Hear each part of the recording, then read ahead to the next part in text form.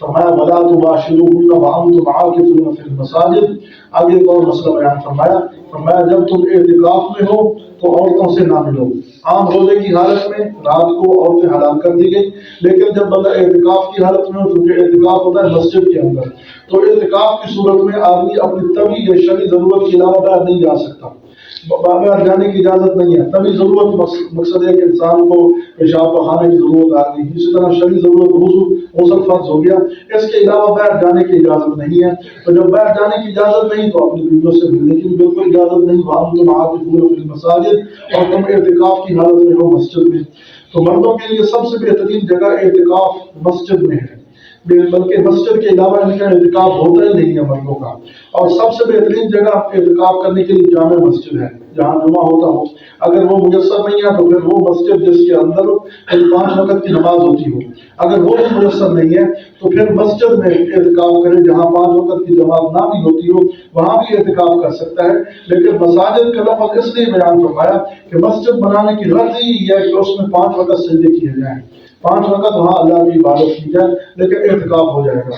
اور عورتوں کے لیے اعتکاف کرنا سب سے بہترین جگہ ان کے گھر کی وہ جگہ ہے جہاں وہ نماز پڑھتی ہے.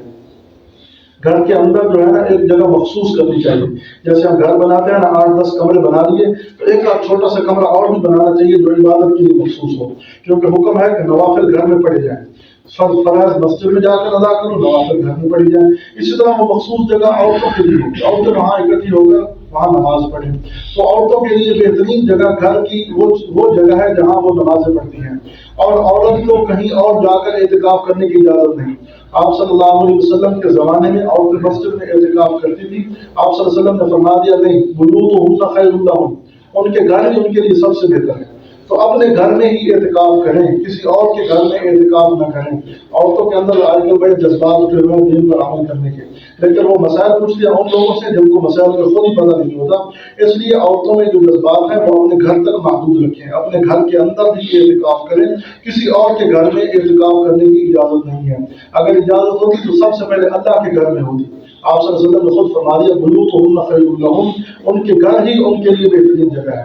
لہذا گھر کے اندر کوئی اگر مخصوص جگہ نہیں ہے، مسجد نہیں بنائی ہوئی، تو پھر ایک جگہ مخصوص کر لیں، وہاں جو ہے نا اپنا کپڑا وغیرہ لٹکا لیں تاکہ اور کوئی وہاں نہ آ سکے، اور وہاں ہی اعتکاف بیٹھے اور کسی جگہ اعتکاف نہ بیٹھے. تو فرمایا تلک حدود اللہ، یہ اللہ کے حدود ہیں، یہ اللہ تبارک و تعالیٰ کے احکام ہیں، اللہ کی حدود ہیں. فلا تقربوها، حدود کے قریب بھی نہ جاؤ. قریب جانے سے حدود پھاندنے کا اتیانا، انسان حدود پھاند لیتا ہے، حدود کراس کر جاتا ہے. اس لیے فرمایا قریب ہی نہ جاؤ، اللہ تعالیٰ کے حدود کے اندر رہو. کذالک یبین اللہ آیاتہ للناس، فرمایا اللہ لوگوں کے لیے کھول کر احکام بیان کرتے ہیں. لعلہم یتقون، تاکہ وہ بچ جائیں، جہنم کے عذاب سے بچ جائیں، اللہ کی ناراضگی سے بچ جائیں. تو اس لیے اللہ تعالیٰ کھول کر احکام بیان کرتے ہیں. تو گویا کہ اس آیت کے اندر وہ جو پہلے پابندی تھی وہ ختم کر دی گئی. رات کو کھانے پینے اپنی ضرورت پوری کرنے کی اجازت ہو گئی، اور آخر میں کچھ اعتکاف کے مسائل بیان ہو گئے. اللہ تعالیٰ قرآن و سنت پر عمل کی توفیق عطا فرمائے.